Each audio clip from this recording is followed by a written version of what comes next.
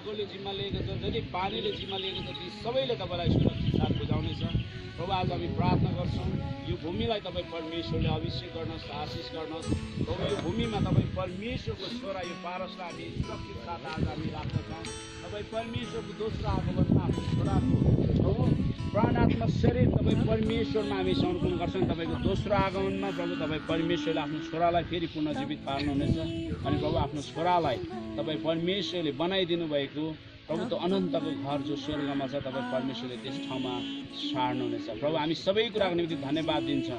आफ्नो छोरालाई यो भूमिमा राख्नलाई तपाईँ परमेश्वरसँग हामी अनुमति माग्छौँ। तपाईँ परमेश्वरले यो भूमिलाई आशिष गर्नुहोस्। अनि प्रभु यो सबै प्रभु यो छोराको पार्थिव शरीरलाई तपाईँ परमेश्वरको स्वर्गदूतको सुरक्षा तपाईँको जबसम्म दोस्रो आगमन हुँदैन तबसम्म दिनुहोस् भनेर हामी बिन्ती प्रार्थना गराउँदै आशिष माग्छौँ येशू प्रभुको नाम।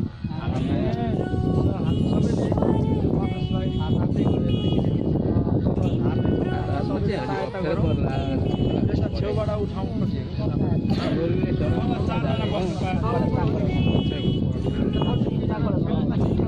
दुईजना छिरो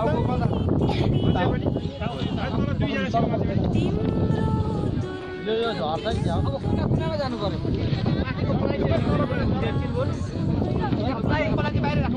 फ्लाइट झिक्दिनु न अहिले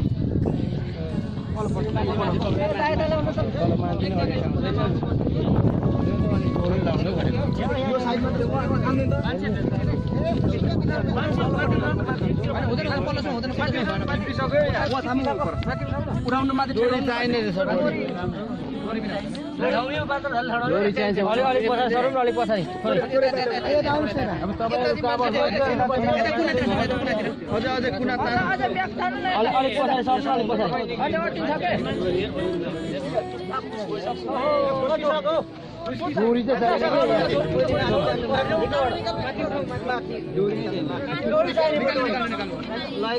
नहुँदा नि हुन्थ्यो तर एक एकपट्टि लाउनुपर्छ है पहिले फ्लाइ हो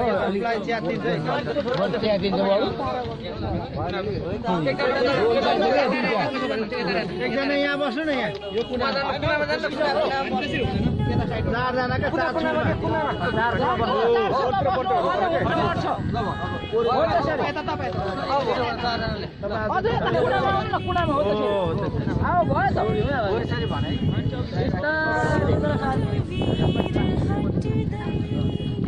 एकैपट्टि बस्नु त्यसलाई अलिक माथितिर सर सिरो न एकपट्टि सर अगाडि सर ल एकपल्ट यो उडाइदिन्छ एकपल्ट उडाएर अनि उडाइदिनु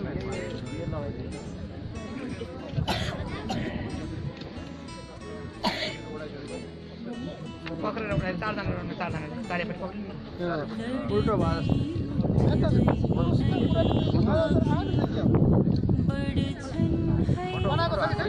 बनाएको छैन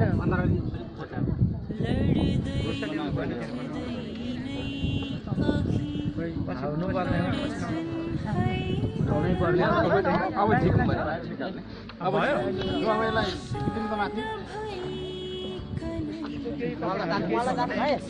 ल तपाईँहरू पनि निस्किनु त हातेमालो गरेर निस्किनु है त सपोर्ट गरेर पहिला यो लगाउँ अनि दुईजना निस्किँदै गर्नु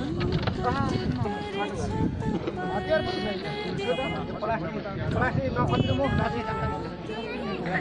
यो प्लास्टिक उगाउँथ्यौँ है होइन नउगारौँ मलाई यसको के छ काम गर्ने होला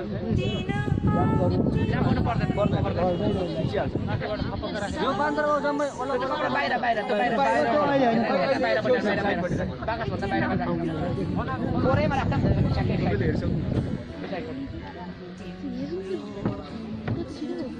यो त बोरा छ नि त्यो बोरा यहाँ कुनामा राख्छ यहाँ कुनामा सानो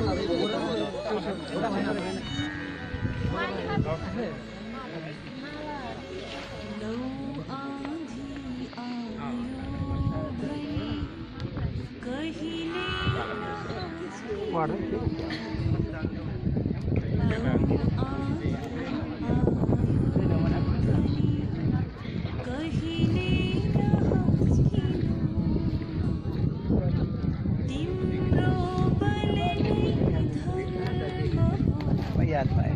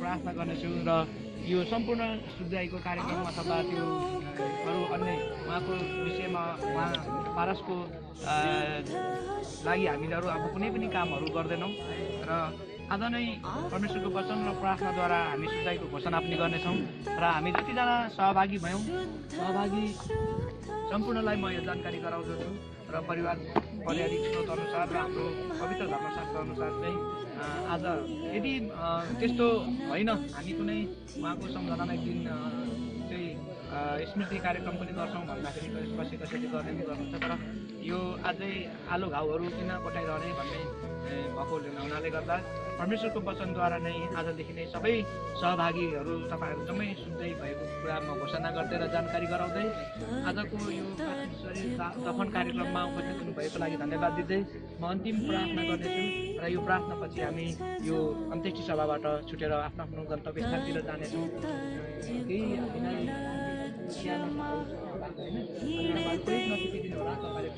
गएर अघि जहाँबाट हामी आएका थियौँ त्यहाँसम्म पुगेर अनि परिवारलाई यसरी हामी पनि आएका छौँ भनेर आफ्नो नजरहरू देखाइदिएर तपाईँहरू छुट्टी दिनको निम्ति म अनुरोध गर्दछु। आउनुहोस् म यो अन्तिम विसर्जनको प्रार्थना गर्नेछु।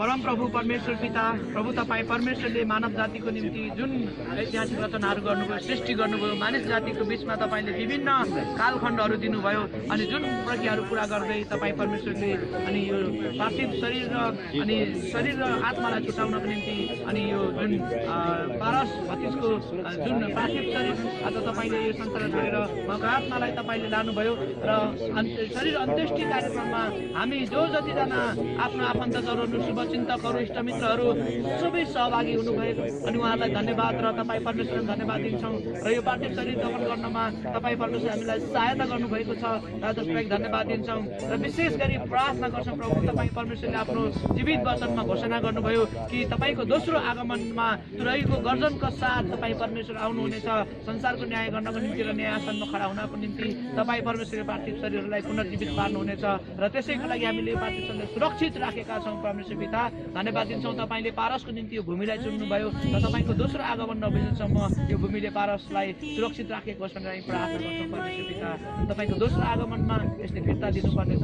धन्यवाद जतिजना हामी सहभागी सबैलाई सहायता गर्नुभएको छ। अब हामी यस कार्यक्रमलाई यी अन्त्य गर्दै अनि यो हाम्रो भतिज पारसलाई अनि तपाईँको अनन्तसम्मको लागि यहाँ दफन गर्दै अब हामी छुट्नेछौँ। हामी सबैलाई तपाईँ परमेश्वरले सहायता गर्नुहोस्, जानेछौँ आफ्नो काम व्यस्ततातिर अगाडि बढ्नु सबै कुरामा तपाईँको सहभागी माग्दछौँ।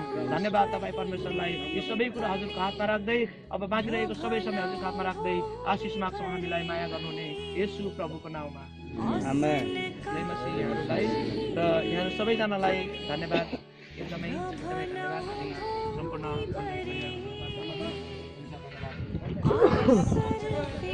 यहाँ ल्याएको सामानहरू के छ लानुपर्ने कुराहरू हामी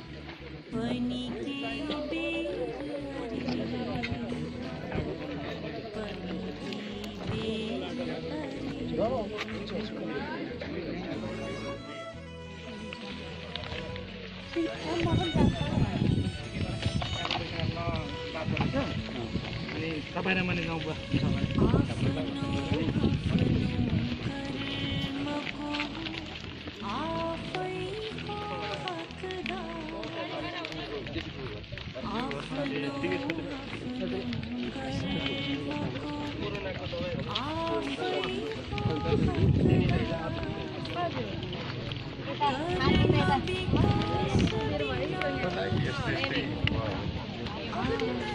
Bye.